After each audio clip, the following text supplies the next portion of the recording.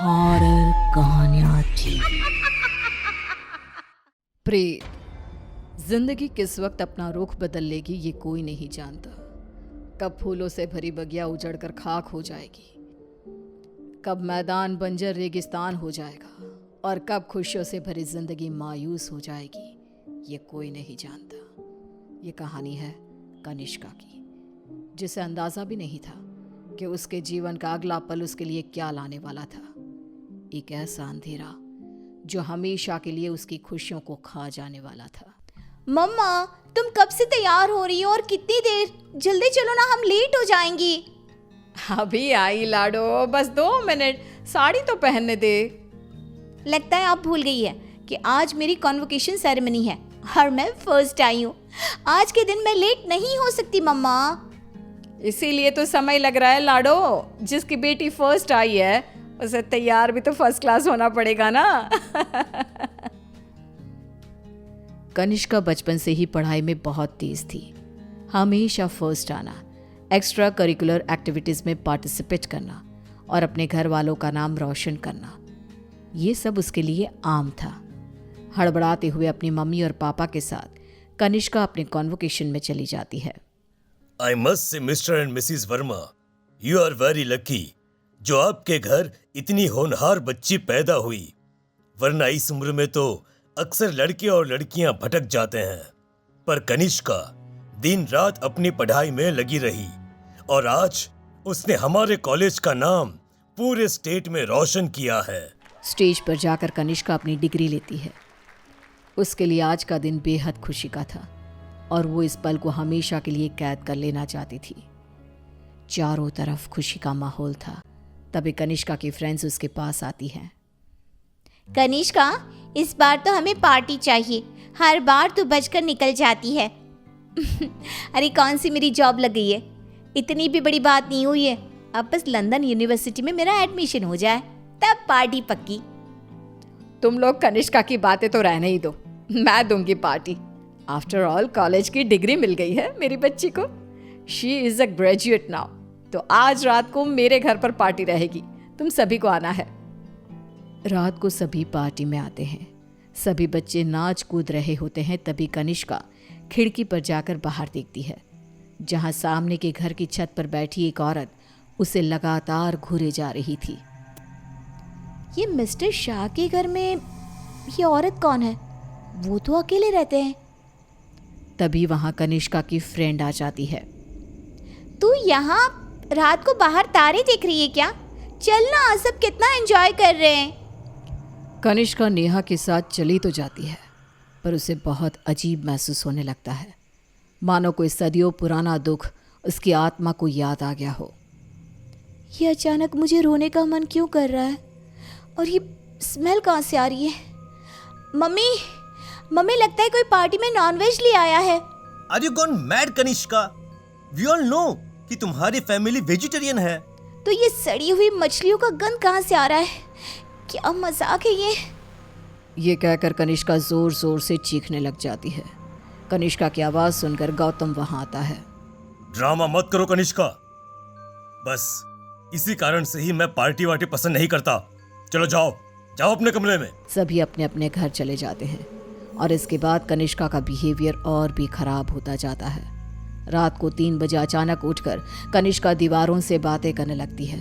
उसकी आवाज़ सुनकर रीना भागते हुए आती है। अरे बेटा, इतनी रात को तुम यहाँ पर क्या कर रही हो? और दीवार को देखकर किससे बात कर रही हो लाडो? कोई नहीं है यहाँ। रीना कनिष्का को सीने से लगा लेती है। कनिष्का का शरीर बहुत गर्म था। रीना ये देखकर सोच में पड़ जाती है। आज तक मेरी बच्ची ने कभी ऐसा बिहेव नहीं किया, आज क्या हो गया है इसे? शाम तक तो बिल्कुल ठीक थी और अब अचानक इतना तेज बुखार, ये सब क्या हो रहा है? रीना भागकर थर्मोमीटर लाती है और कनिष्का का टेम्परेचर चेक करती है, पर उसका टेम्परेचर बिल्कुल नॉर्मल था। ऐसा कैसे हो सकता है? ये सब क्या हो रहा है? अचानक मेरी बेटी को किसकी नजर लग गई? रीना अपनी बेटी के साथ ही सो जाती है और अगली सुबह डॉक्टर को बुलाती है, पर डॉक्टर के टेस्ट के बाद भी सब कुछ नॉर्मल ही निकलता है। अब ये क्या नया लफड़ा आ गया है? एक और नया खर्चा। ये क्या कह रहे हैं आप? जब तक कनिष्का टॉपर थी तब तक आपकी बेटी थी, और आज बेचारी बच्ची तकलीफ में है तो ये सब कहने लगे आप? रीना और गौतम में बहस हो जाती है। गुस्से में गौतम घर से बाहर निकलता है, जहां उसे पता चलता है कि मिस्टर शाह अब नहीं रहे। वो घर आकर कनिष्का के पास बैठी रीना को इस बात की खबर देते हैं, जिसे सुनते ही अब तक सोई कनिष्का अचानक मुस्कुराने लगती है और भागती हुई अपनी अलमारी खोलती है और सारे सामान को बाहर बिखेर देती है। क्या ढूंढ रही है बेटा, मुझे बता लाडो। इतने में कनिष्का के हाथ कैंची लग जाती है, जिसे लेकर वो अपने सर के सारे बाल काटने लगती है। मिल गया मम्मा, मिल गया। ये क्या किया तूने? अरे क्या हुआ है लाडो तुझे? मुझे बता। तूने कल से कुछ खाया भी नहीं। कुछ खा ले बेटा, कमजोर हो जाएगी। पेट भर गया है। कितनी उल्टियां भी की मैंने। पूरे के पूरे शाह को खाकर बैठा हूं मैं। खाकर बैठा हूँ? ये सब क्या कह रही है तू? बाथरूम में जाकर देख ले। रीना बाथरूम में जाती है, जहाँ बेसिन में नीले रंग की उल्टी थी, जिसमें मांस के टुकड़े थे, जिसे देखकर रीना को भी उल्टी आने लगती है। वो भागकर वापस कनिष्का के कमरे में आती है। सुनिए जी, हमें जल्द से जल्द कनिष्का को किसी पंडित जी के पास ले जाना होगा। ये कुछ और ही है। आज के जमाने की होकर तुम ये सब क्या कह रही हो? ऐसा कुछ नहीं होता। गौतम अपनी पत्नी की बात को इग्नोर कर देता है। इसी तरह दिन बीतने लगते हैं। भूखी रहने के कारण अब कनिष्का के शरीर की हड्डियां भी दिखने लगती है। उसकी आंखों के नीचे काले गड्ढे आ चुके थे। अब मैं किसी की नहीं सुनूंगी, बहुत हुआ। रीना अपनी जान पहचान के एक पंडित जी को अपने घर पर लेकर आती है, जो कनिष्का की हालत देखकर ही समझ जाते हैं। बच्ची की हालत बहुत खराब है, इसे मैं नहीं संभाल पाऊंगा। ये मेरे गुरुजी ही कर सकते हैं, जो कुछ ही दिन पहले साधना के लिए हिमालय जा चुके हैं। रीना हर तरफ हाथ पैर मारती है कि कहीं कोई रास्ता दिख जाए। फिर उसे घोस्ट कैचर के बारे में पता चलता है। डूबते को तिनकी का सहारा समझ रीना उनकी टीम को भी अपने घर पर बुला लेती है, और वो लोग कनिष्का से पूछताछ शुरू कर देते हैं। क्या आई हो तुम और कौन हो? कितनों के नाम बताऊं? मतलब तुम एक से ज्यादा हो। एक से ज्यादा हो इस लड़की के शरीर में। बताओ बताओ कितने हो? हम 42 प्रेत हैं।